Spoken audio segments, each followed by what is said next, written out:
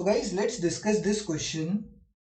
Question is, pie diagrams are two-dimensional diagrams. जो pie diagrams हैं, pie diagrams are what? Pie diagrams are two-dimensional diagrams. ऐसा क्यों है? pie diagrams क्यों two-dimensional diagrams हैं? तो रीजन इज वेरी सिंपल. मतलब ये स्टेटमेंट ट्रू है या फॉल्स है तो मैं तुम्हें बता देता हूँ कि this statement is true. Reason is very simple. Why pie diagrams are two dimensional diagrams? उसका रीजन बहुत सिंपल है. बिकॉज हमने ये बनाया पाई चार्ट.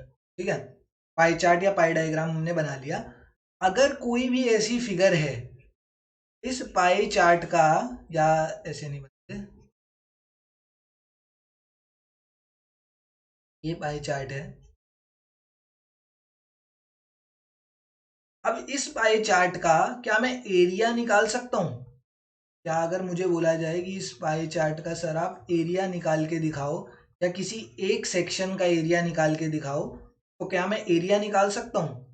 तो तुम कहोगे हाँ, अगर आपको रेडियस प्रोवाइड हो, इसका रेडियस प्रोवाइड हो, तो you can easily find its area.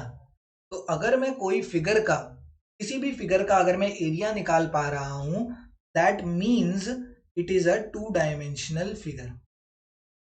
ये इसका शॉर्टकट हो गया. अगर इसकी प्रॉपर डेफिनेशन मैं तुम्हें दूं ना कि टू डायमेंशनल फिगर क्यों है, तो थोड़ा सा ना उसमें मैथ्स इन्वॉल्व हो जाएगा. क्योंकि बता देता हूँ एक बारी कि यहाँ पर अगर हमें जैसे ये वाला एरिया है, ये वाली साइड का एरिया निकालना है, ये सेक्टर का एरिया निकालना है, इसको सेक्टर बोलते हैं. तो एक फॉर्मूला होता है θ/360 इंटू पाई आर स्क्वायर.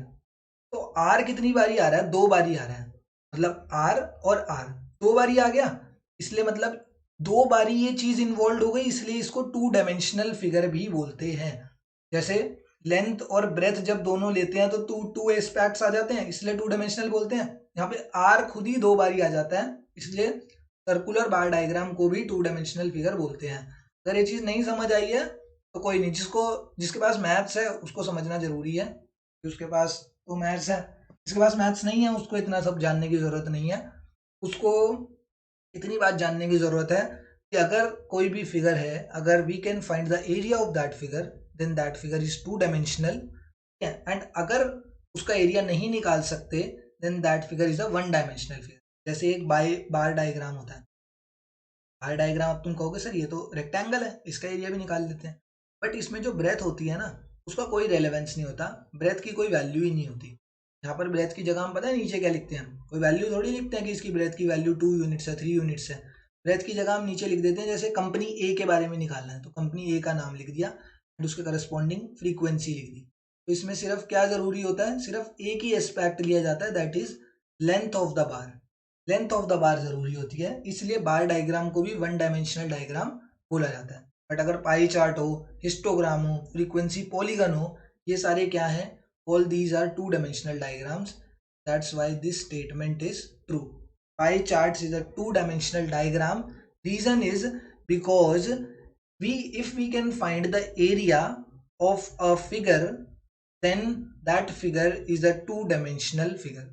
ये टू डायमेंशनल फिगर है, इसका मतलब सिंपल सी बात पता है क्या है? कि उसका एरिया निकाल सकते हैं हम. अगर एरिया निकाल सकते हैं तो that is a two dimensional figure.